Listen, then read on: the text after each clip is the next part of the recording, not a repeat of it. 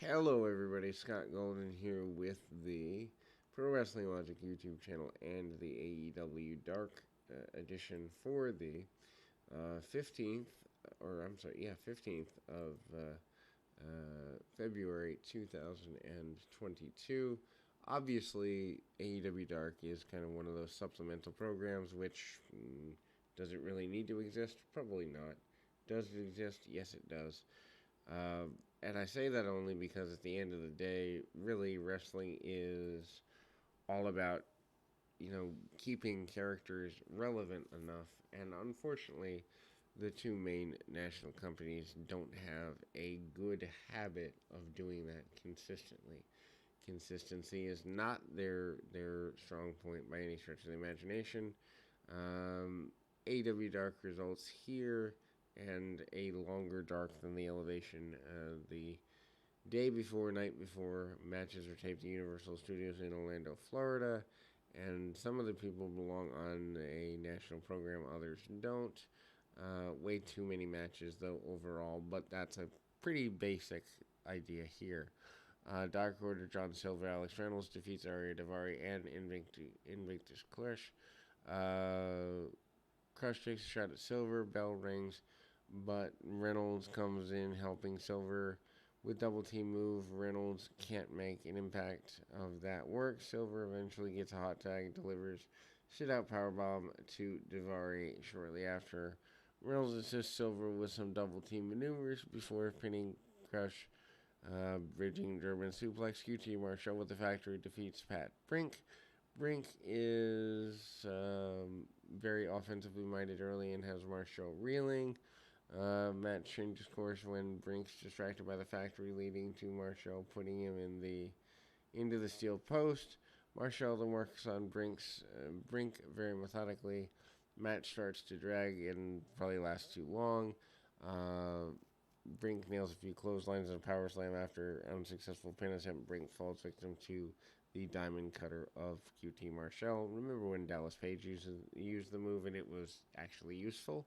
Max Caster with Anthony Bowens defeats Cameron Stewart. One half of the Acclaim dominates from the opening bell. Stewart gets a little bit of offense, not very much. Stewart then pushes Caster into the ropes and has a moment of hope, but doesn't get very far. Caster then delivers Brainbuster, followed by the mic drop for the win. Tony Nese defeats Charlie Bravo, yeah. So, Bravo is good at facial expressions. Nese is very vanilla. Anyway, Nese tosses around Bravo and flexes between moves. Bravo doesn't go down easily. And then the match kind of continues just for the sake of having another match. Anyway, so Nese then tosses Bravo around some more. Nese focuses bicycle exercises on Bravo and then hangs upside down for the turnbuckle. Nese winning after a running piledriver. Emi Sakura defeats Angelica Risk. Sakura immediately throws Risks to the mat by her hair. Plays to the crowd. Sakura locks on submission and mocks Risk, who would have come back to cost her momentarily. Risk does a hip toss in the corner with spare seconds before Sakura takes back control of the match and Queen's Gambit for a 3 count. 2.0 Garcia defeats the Metro Brothers. 2.0 dominates from the bell. Metros get offense very little, and then Metro goes with the show to win the match in about 20 seconds. Nakazawa defeats Joey Sweets. Nakazawa starts by talking through his headset.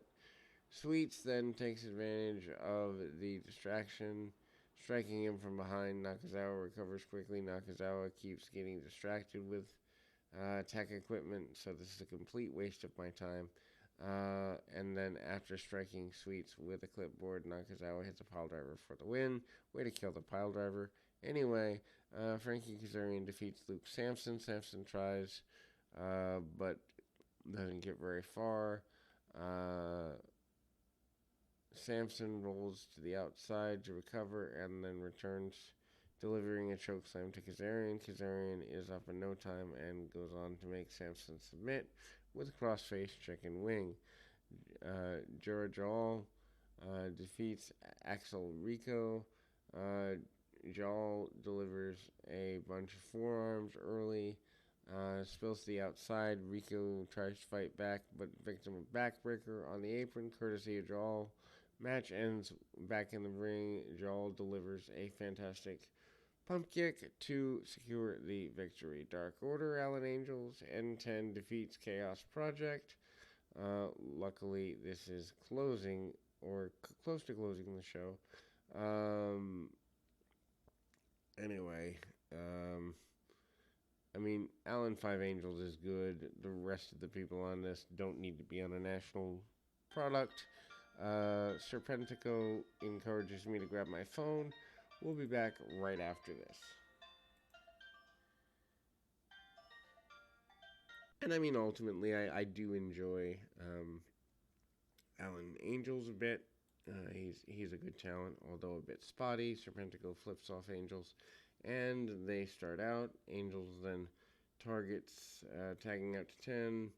That doesn't go well for him, and then 10 throws Serpentico around with a bunch of ease, allowing Luther to enter the match for the first time. Angels then came in and power slams Luther, and then instructs Serpentico to lift him up, which that doesn't go very well. And then conclusion of the match, 10 submits Serpentico with the full Nelson. Anthony Bowens with Max Caster defeats Fuego del Sol.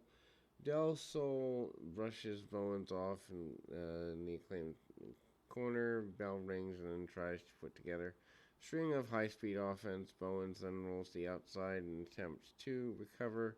Del Sol hits a torpedo off second turnbuckle to take him out. Match then makes its way back into the ring. Del Sol starts firing off a bunch of shots. Great offense, and then hits a standing shooting star press. Del Sol scores a near fall. Bowens goes second wave of momentum and then kick out and slows down Del Sol quickly. Fires up big moves and a reverse draping DDT, picking up the victory for Bowens, and that will close the show. Ultimately, not worth a whole bunch of time. If you need extra wrestling content, it's fine. If you don't or like quality, better can be found.